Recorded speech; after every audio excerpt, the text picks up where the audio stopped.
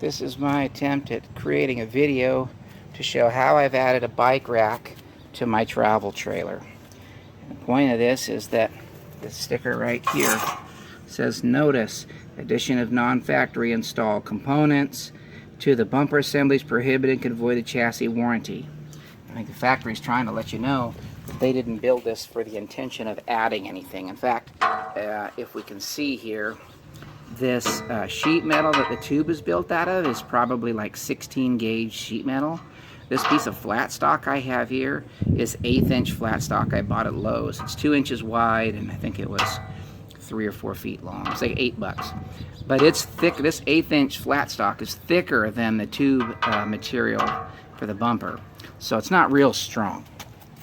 So what I've done is I've added some flat stock to my bumper assembly.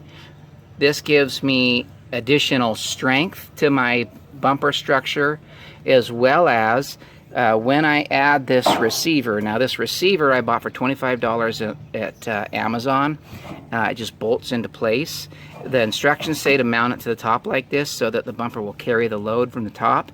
I've got a clearance issue here, so unless I notch this, I'm going to have to install this from underneath. And that's what I'm going to do, is install it from underneath.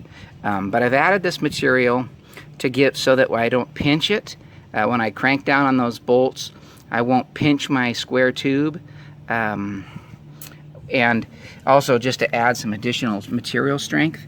And then in the back, I added another plate here, again for that pinch help. And then I teed it together. I tied it to the chassis of the trailer itself. And I did that to try to prevent my up and down bounce load, as well as my torquing twist load. So I've tied the bumper to the chassis. Now the chassis itself, that steel, is only about 1/8 inch thick. It's a little thicker than this bumper, but it isn't big stuff. It's not 3/16 or 1/4.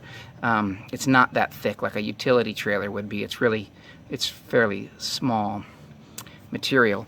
Anyway, I want to show you kind of how I've reinforced the bumper, and then I'll show you what it looks like after I get it cleaned up, painted up, everything installed. I'll show you what that looks like. But I will mention just briefly, I did mock this up and install my bike rack. I've got a mess here. I installed my bike rack already, and this went into the receiver, and the receiver was just bolted all together, snug in a 1/4 turn.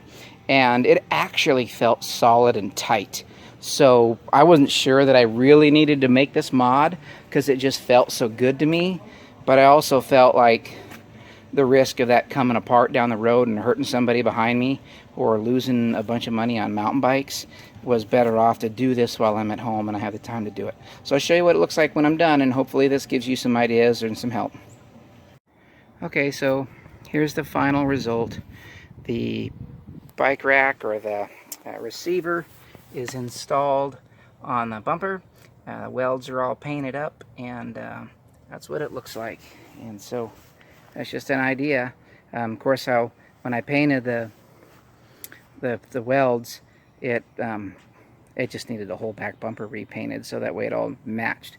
So I went ahead and did that, and then relined up the spare tire carrier a little bit over. And so anyway, hope that helps.